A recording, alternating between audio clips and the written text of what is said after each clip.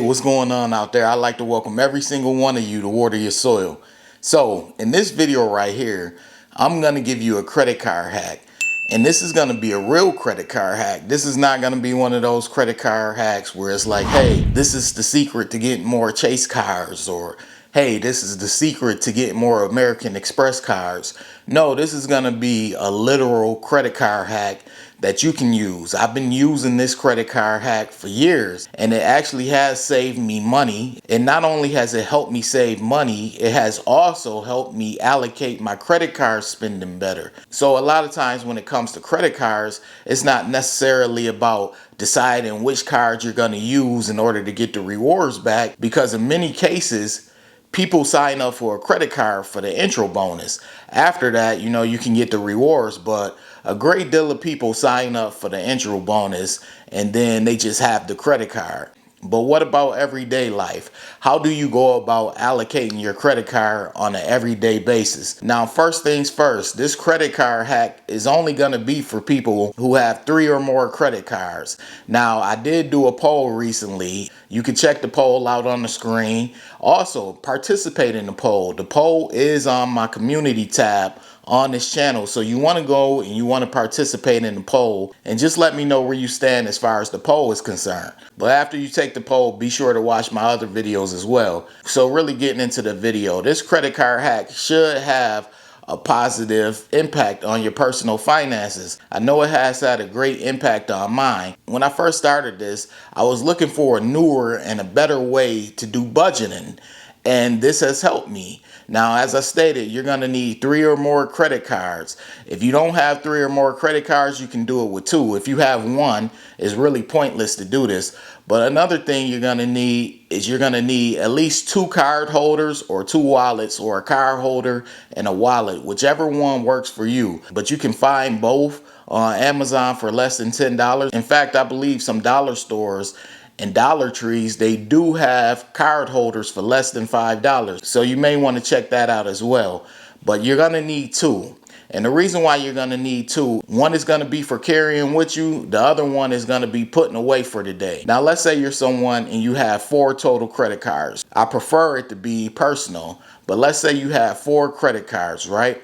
So different credit cards have different credit limits. I'm almost certain that all of your credit cards don't have the same credit limit. If they do, you're kind of a genius, or either you're lucky or it's an irony. But anyways, if you do have 4 different credit limits on your credit card, you're going to take all 4 credit cards, and what you're going to do, you're going to put a separate budget on each credit card.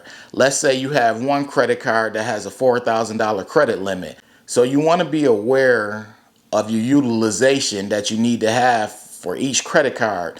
Preferably, I like to tell people around here, keep your utilization under 10%. That'll keep you in a safe place. So we're just going to assume that everyone watching is going to keep their utilization under 10% with each credit card. And on the back end, that's going to help their overall credit card utilization. So let's say you have one card that has $4,000. You're going to keep that utilization at a 10%. Then let's say you got another credit card that has a credit limit of $5,000. You're going to keep that utilization at 10%. And then you have another credit card that has a credit limit. Let's say you got a decent credit limit of $9,000. You're going to keep that one at 10%. And then let's say you have another one that has a credit limit of like $2,000. You're going to keep that one at 10%. Now, it's 2 things that will come into action here. Number 1, your utilization. So that should help your credit score on the back end. And number 2 is the budgeting. So the budgeting should help with you managing your finances as well as being able to save more money. So you're going to go and you're going to use these credit cards on a day-to-day basis. And what you're going to do, you're going to split them up week by week.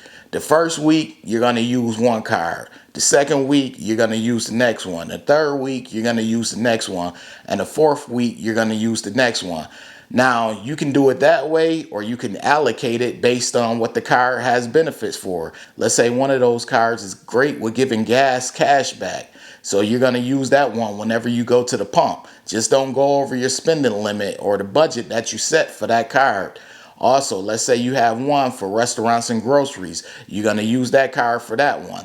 or let's say you have another one for travel, whatever it may be. But make sure whichever card that you have, you allocate for that specific day. If you know you have to go get gas, then take that gas card with you. If you know that you're going to go to the grocery store or to the market, or you're going to go out to eat, take the one that's going to give you the points back with you.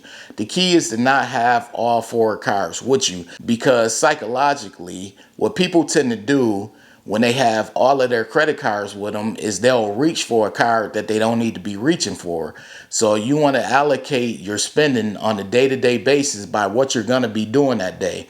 Now, as a backup plan, you do want to take 2 credit cards with you, because just in case something happens, like one doesn't work, which is rare, but let's say it happens, you need backup. So you're going to want to take 2 with you. That way you have one as a backup. Now, don't consider using that backup just because you have it with you. What you want to do is you want to make sure you're allocating these cards correctly.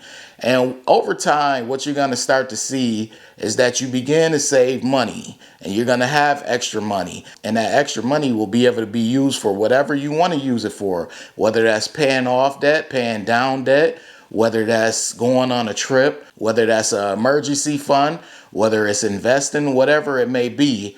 Allocating your credit cards will be able to help you on the back end with those things. I have done it. It has helped my credit score. It also has stopped me from spending a great deal of money or overspending, because guess what? If I go somewhere and I know I have a specific budget for the specific credit card that I have with me, I'm not going to go over that budget.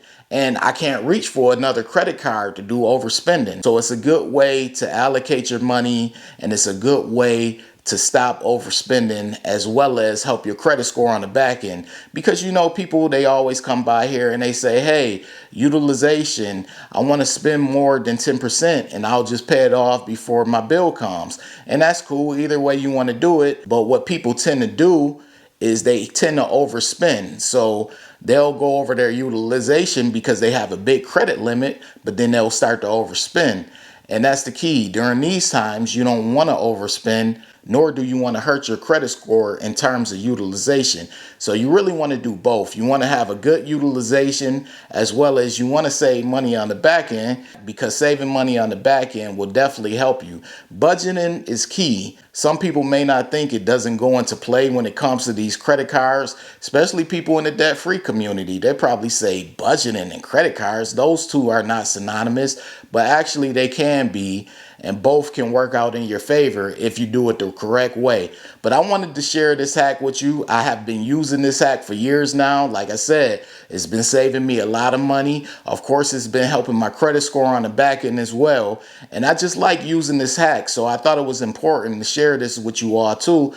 That way you can try it out, test it out over a 3-month period, 3 to 6 months, and see what the benefits are. If it benefits you, continue to use it. If it doesn't benefit you and you're not seeing a change in your credit score or a change in your savings, then stop doing it and go back to your regular way of doing things. But try to allocate your credit cards for a daily basis. If I know I'm going to be going grocery shopping, I take that grocery shopping credit card. But I always keep in mind what's my budget and spending limit, personal spending limit that I set on that credit card. And the same thing goes for every credit card that I have. If I know I'm going to go get gas, I make sure I take that gas credit card, but I also make sure that I have my budget in mind, because let's be realistic. I'm not just going to get gas with that credit card. I'm more than likely going to get other things throughout the day as well. So keep that in mind when it comes to allocating these cards. Set that budget on these cards. Make sure that you don't take all of them with you every day. For the second card that you do leave at home, make sure you have a safe or somewhere safe that you can put it. That way you don't have to worry about someone stealing it.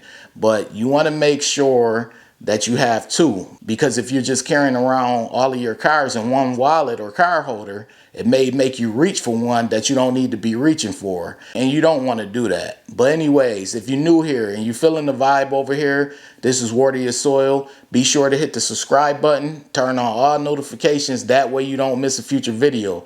The algorithm has been acting a little funny. I have a lot of people who did hit the bell and they're subscribed, but they're saying they're not receiving my notifications. I don't know what's up with that. I'm assuming it's the algorithm doing this thing. Like I said, ever since I posted videos really talking against certain things in the credit card game, the algorithm has been going in on my videos, which I expected, but I really don't care. I'm not here for that. I'm here for a totally different reason. But anyways, if you're new here, be sure to hit that subscribe button. Also, this goes to every single one of you. This is Water Your Soil.